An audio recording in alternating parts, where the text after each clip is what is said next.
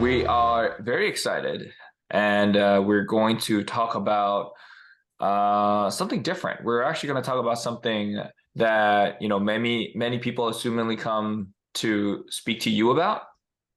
Yeah. Right. Okay. Okay. So we got some we're getting some Q&As. We're getting some leads coming in. We're getting some very interesting topics. And one of the topics that really stood out to us today is a method that everybody seems to be stuck at. I get clients that get stuck at, and it's not only about the training. So I think there's plenty of information out there that we talked about training. And I think right now what's really lacking behind is what the actual thing that goes very well with training and to make your fitness goals a little bit more, how would you say? It's more More effective, yeah, like more in effective. getting Yeah, to it. thank you.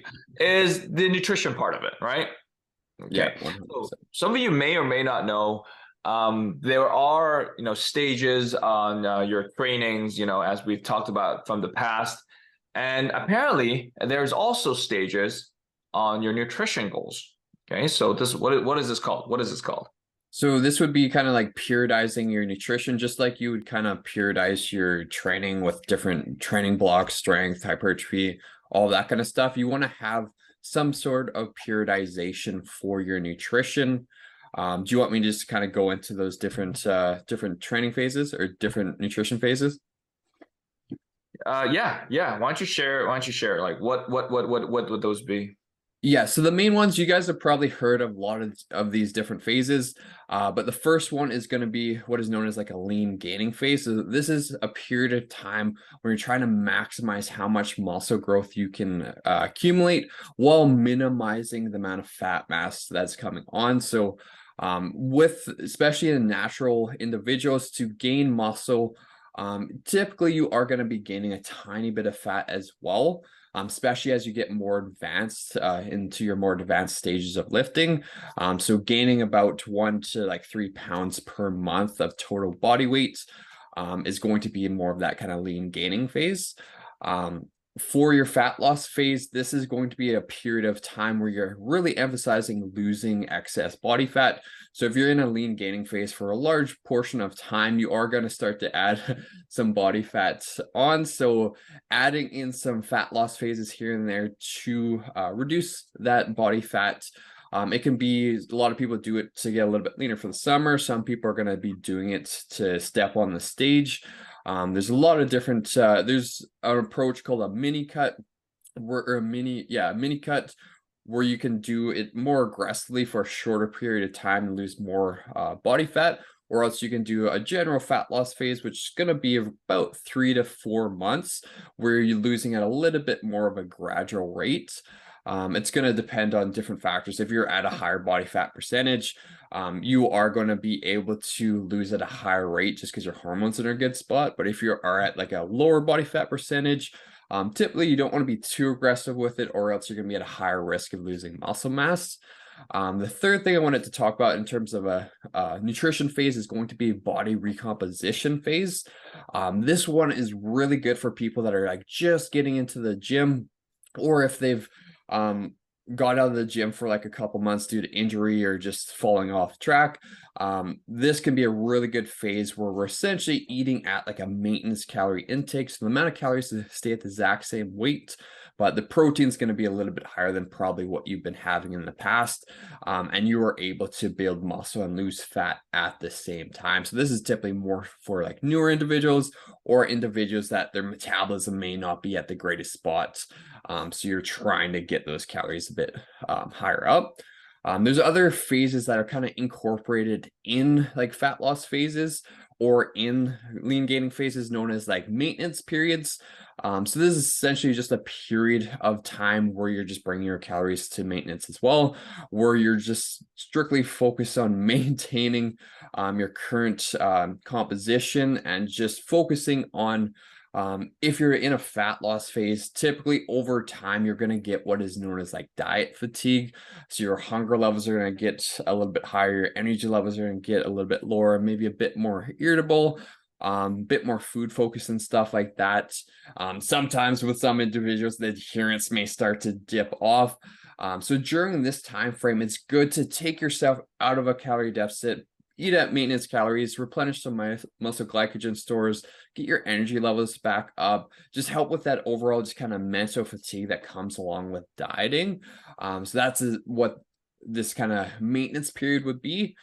There's other things also that you can incorporate into your dieting, which is there's another thing called like refeeds. So having like 1 to 3 refeeds per week can be another great way to help reduce diet fatigue, replenish muscle glycogen stores. If you're somebody that is like a bodybuilder and you're trying to get super, super lean, a lot of times you can start to flatten out if your carbs are really low. So having these refeeds can help replenish those muscle glycogen stores and have you looking a bit more full. And it can be also very helpful for peaking yourself. If you can see how your body's responding to those higher levels of carbs, can be very beneficial as well.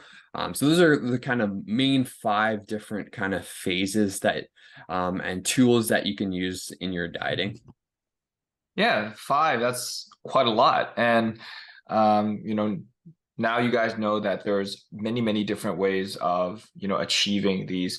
Now we're going to dig deep into it. It might sound a lot right now. For me, I mean, some of them I've heard of, some of them I haven't. But now knowing that there's like 5 different ways of actually, periodizing on just the structure of the entire nutritional pyramid, then a lot of them like sound like very bodybuilding driven. So I just wanted to get like just tell everybody that that's not the case.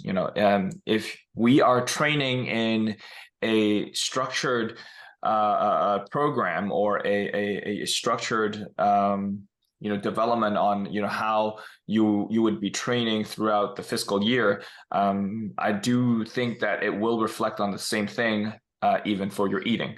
I will just give a very vague example. So if you were, let's say, if you're training and if you're trying to put on muscle, like myself, I'm pretty much packing on muscle almost every time. My nutrition will be different. I will be eating a little bit more protein. I will be eating a little bit more carbs.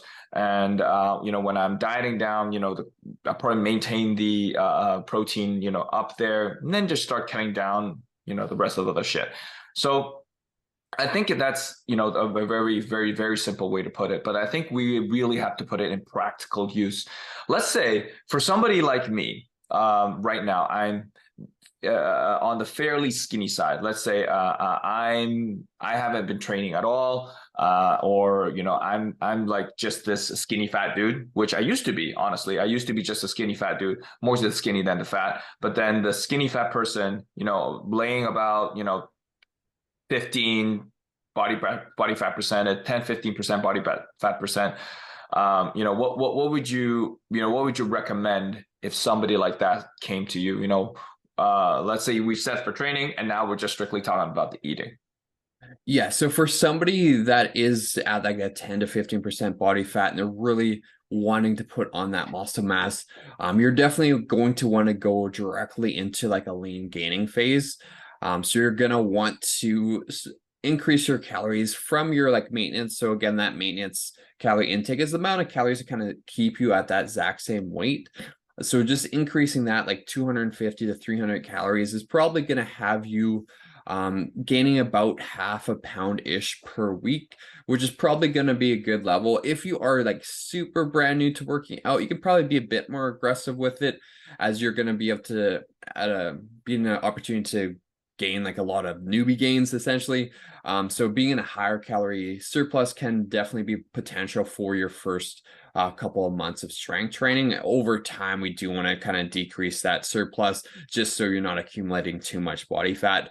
But yeah, at first you're at that huge, you're going to be at a really good point for putting on a lot of muscle mass. So you can kind of be in a bit more of a higher calorie surplus than somebody that's maybe a bit more advanced. But yeah, that would definitely be what you'd want to get into, is making sure that you're eating enough. What you don't want to do if you have a little bit more body fat and you're super skinny is going right into a cut. because you're just gonna look even skinnier, and like you're gonna notice, okay, I don't actually have that much muscle. So it's going to be a lot better for you just to go into a lean gaining phase. Focus more so on just getting enough calories in, training progressively, doing that for multiple years. And then once you build up that muscle mass, that's when you can start thinking about these other like fat loss or mini cut phases. I totally agree. I totally agree because I do get clients who have a naturally lower body fat set point. If you haven't, you don't know what that set point is, refer Check back it. to our previous episode. So for somebody with a lower body fat set point, such as myself, even some other clients, they will tell me, man, I think I'm okay in the upper body, and then I just don't know why I have this like gut.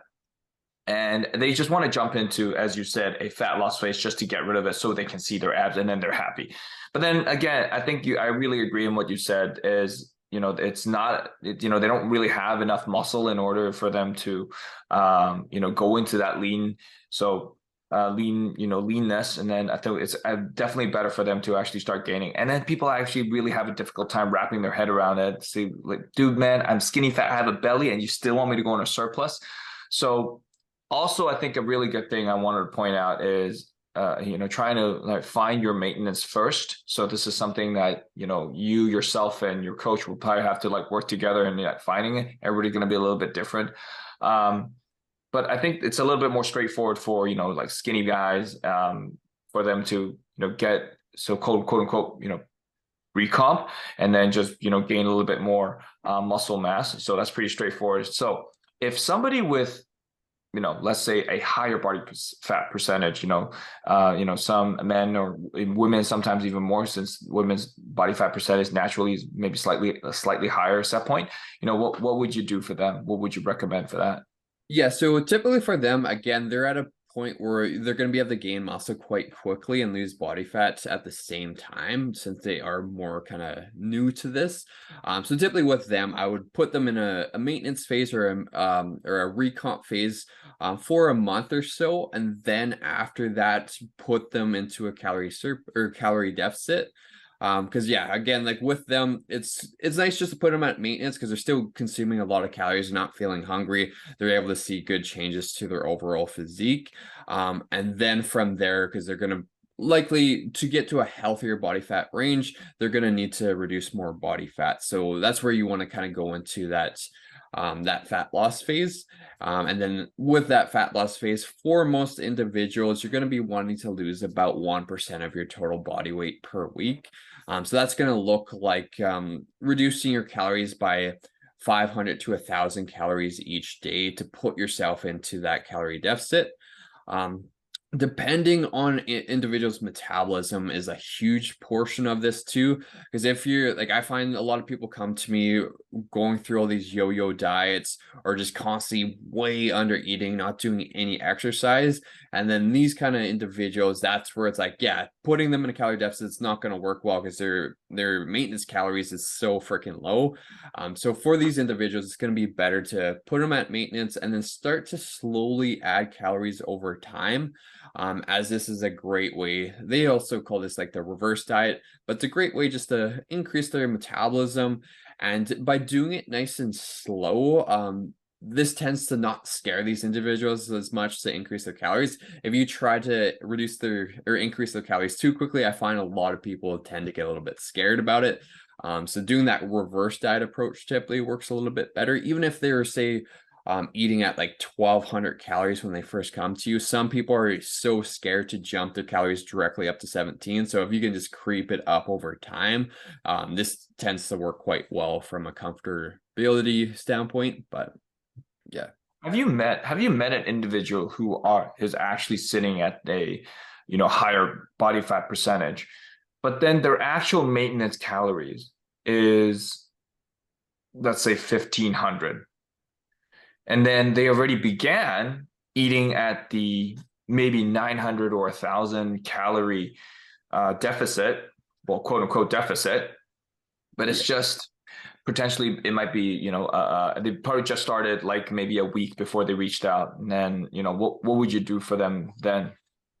So if they were at like if they're 1,500 calories, like they brought it down like an extra 1,000 calories from that maintenance. Is that what you're saying?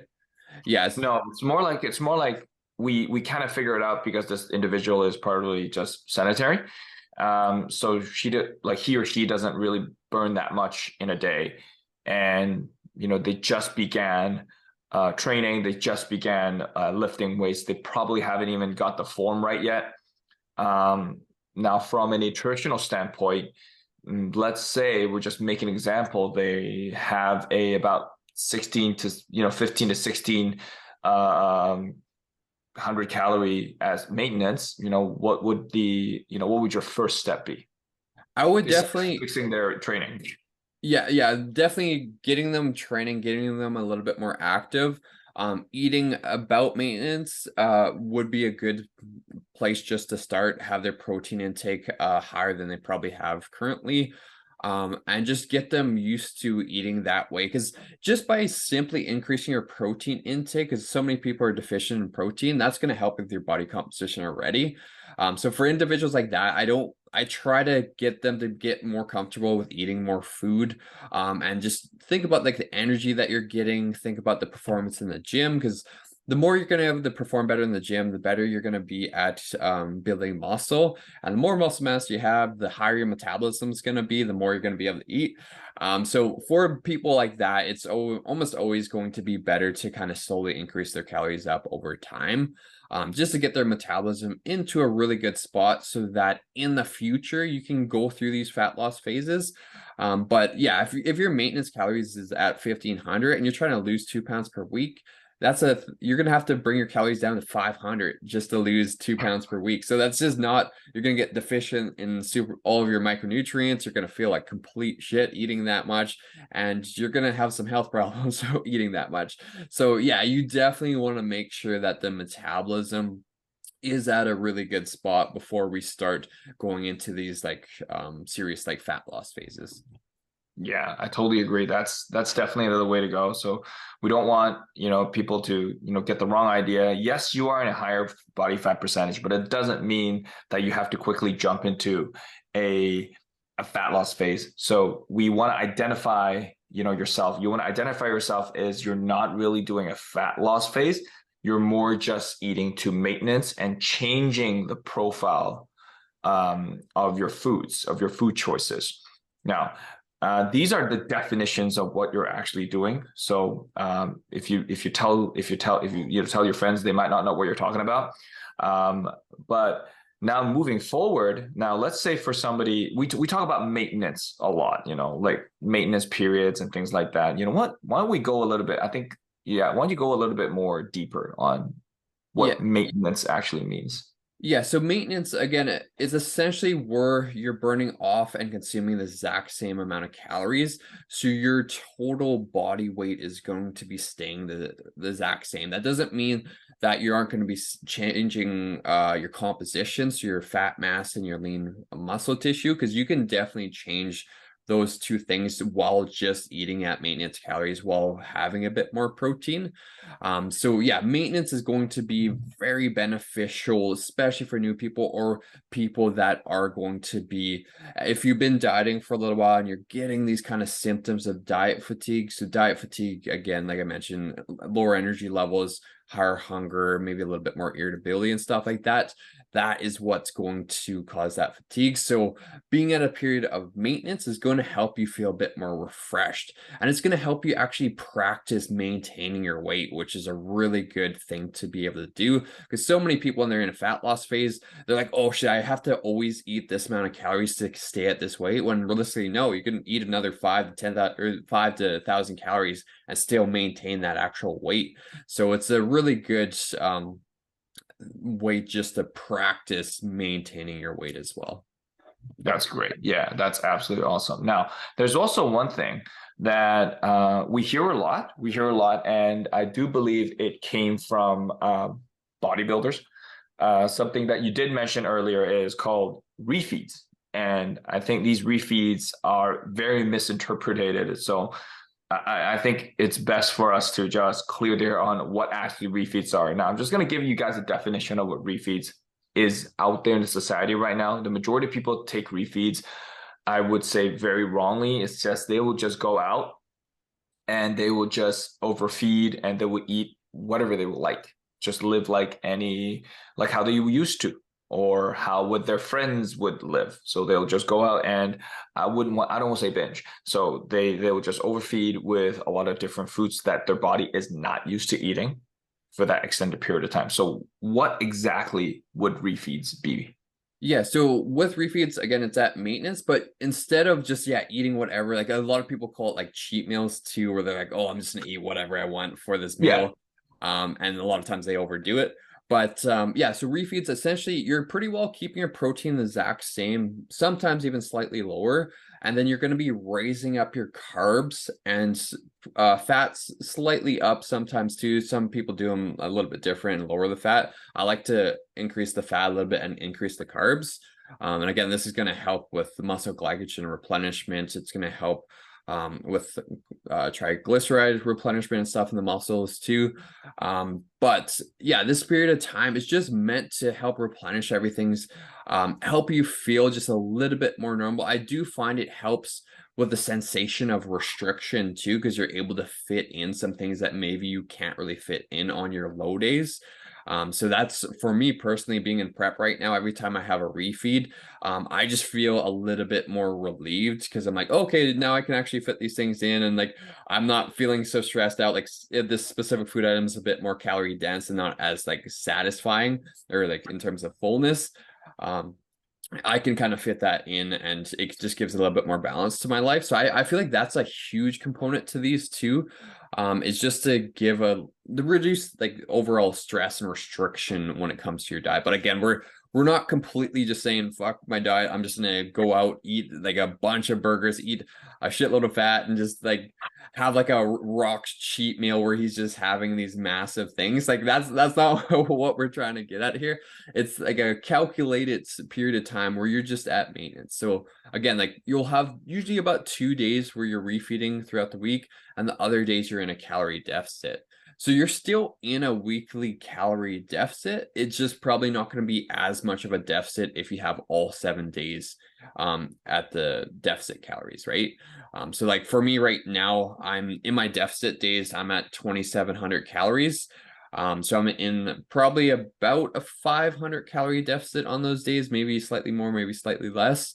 And then for my refeed days, my maintenance right now is around 3,200. So I'm eating 3,200 calories on Saturday and Sunday.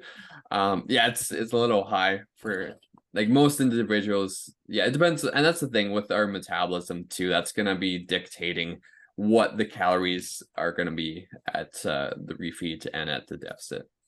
You're eating 3,200 calories on refeeds? Yeah. Yeah, man. What are you eating? It's nice. It My hunger levels though are still like I feel like right now for me to feel like satisfied, I'd probably have to eat like 4,500 calories to feel like fully like satisfied. In the past when I've had perhaps be quite extreme, it literally felt like I needed to consume like 8,000, 10,000 calories to feel like I'm like not or not so food focused. But like right now I'm in a really good spot, and yeah, we literally haven't had to change anything. Like it's literally been like this. We've actually added one refeed in, so we're actually eating more weekly calories than we did at the start of this prep, which is cool. So yeah, being on prep is going to be a little bit more tighter compared to if you're just doing a general fat loss phase or you're in your caloric deficit. Maintenance levels is not it's not even part of the question. You're just eating a input versus output thing.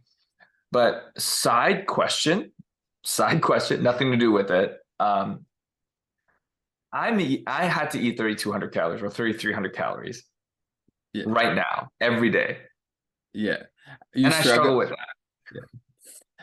And that's one of the things, right? Like that's where it's your body fat levels is what's going to dictate that. Because like in deep into my off season, I would be fine with eating 2,000 calories every day. Like I don't want to eat food, but like now that my body fat levels are lower, like I'm like, oh fuck, I wish I could consume like 4,000 or 4,500 calories each day like I would in my off season. So like it's funny how that works. Like it's always the grass is always greener on the other side. But yeah. All right. You gotta do your 10,000 calorie challenge in for your YouTube soon. Once Yeah, you're man, done with this prep. after my last show, that's probably what I'll have to do. Like I'm sure I know last time when my show got canceled, I 100% can easily probably could have got like 15,000 calories. But like right now, I think I could probably get like 8, maybe 9, possibly 10. I'm not sure. I would have to. Oh, I'm post show, definitely. that's gonna be a challenge. A 10,000 calorie intake in not one sitting, but let's say one day. One sitting, that's just way too much. Yeah, it's like I think I'd throw up if I ate that many calories a day. All right. So, but we did talk about now what maintenance period is like, what refeeds are used for. So we've got better clarity on what to utilize versus what not to utilize. Now let's go ahead and let's shift gears a little bit. So we talked about different body fat percent. So like my body fat percentage is lower, so therefore I struggle with just eating or lean gaining as we speak. Even Brian has asked me to hey, go ahead and have some calorie dense foods in liquid form because we just don't like to eat. And on the other side of the spectrum is with individuals who have are sitting at a higher body fat percentage, they seem to easily overconsume or overfeed.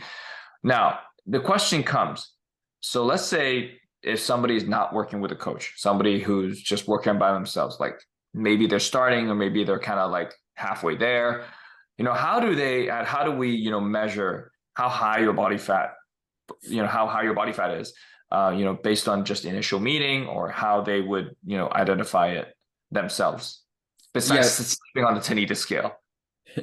yeah, so I typically like just looking at their progress photos and I can kind of gauge. Like you can look online and search up like what different body fat percentages typically look like, and then you can kind of give like a rough estimation of what kind of body fat level they're sitting at right now. So like if they have abs but they're starting to fade, they're probably like Oh, 15 to abs. yeah, if they have abs and they're starting to like Okay. fade, like they're not quite as prominent, like they're like if they gain like another 5 to 10 pounds, like it's gonna be completely gone. They're probably sitting in that like kind of 15 to 18% body fat. If yeah, if they have no abs or anything showing and no veins or anything showing, like you can kind of do a pretty good job at like guesstimating, like just based off of like sight and stuff. And that's where like progress photos can definitely really help.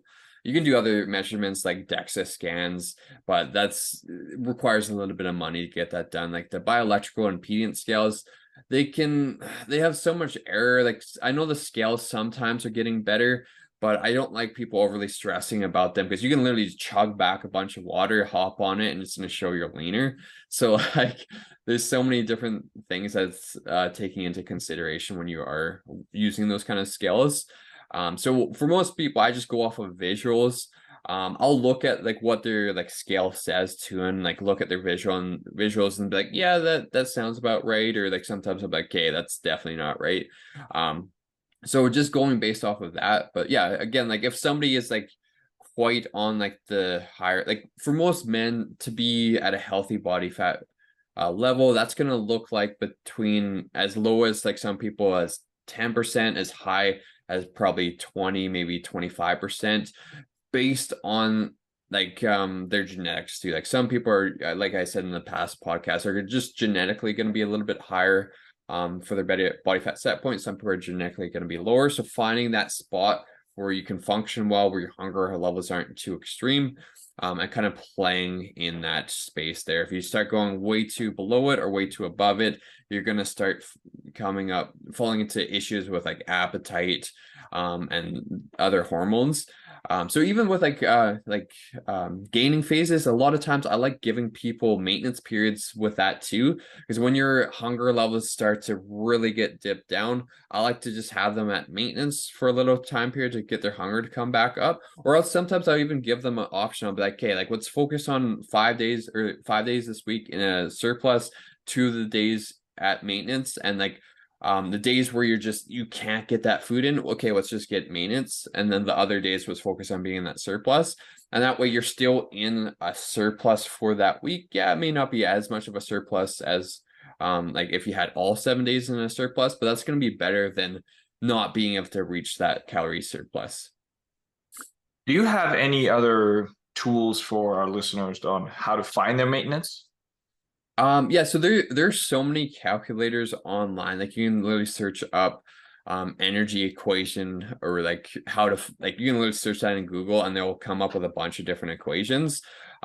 Usually most of the equations are going to be relatively accurate. Typically the more variables they have in them, the more accurate they're going to be. You want to make sure that it's asking you like your movement levels and stuff like that throughout the day, because that's going to play a large role in it. Um, I can't remember the exact equation that I use. I think it's like Harrison Benedict equation or something like that. Because it has like body fat percentage linked into the equation as well. But yeah, finding like using the calorie intake that they say in that from that equation, measure your weight for 2 weeks straight and then see what happens to your weight. If your weight drops down a lot, then your maintenance is probably higher than that. If you start gaining weight from that maintenance calorie intake, you're probably going to be in a surplus right now, so you may have to lower your calories down a bit. So that's an easy way of going about finding your Trial maintenance. and error, right? Yeah. Yeah. Or Trial or and error else is going to be, yeah. yeah, or else you can literally just log everything you're eating every single day. Take the average of each of those weeks in terms of calories, and then see what happens to your weight, and then calculate it out that way too. Yeah, so I do agree. Like if you want to find out your maintenance levels, I think with your body weight and with all the logs of the food, 2 weeks is a good time frame in order just to work out, where you currently are. So as summer is coming, it is February right now. We've got a couple months, and then spring is going to be here, and then summer, and then so now would be a good time for, I think, for you to just work with that. If you want to go into a more healthy, a more approachable fat loss phase, I think yes, find out your maintenance and then work towards that. So you have 2 weeks now. It is Wednesday now, so you have the end of the month in order to find your maintenance guys. And then, based on what you said on the fat loss phase, we're really looking for about 1%, right? 1% or 1.5%. 1% of your weight. So that's gonna look like for somebody that's like 200 pounds, that's gonna be at most 2 pounds per week. 2 pounds per week, right? Yeah, yeah. Yeah. So 2 pounds per week. So 1% every week. And then, calculate it backwards. So if you want to be ready by June, July, how many months are we out? How many months? We've got like what, 16 weeks ish? Something like that, 4 months. Yeah, March, April, May, June.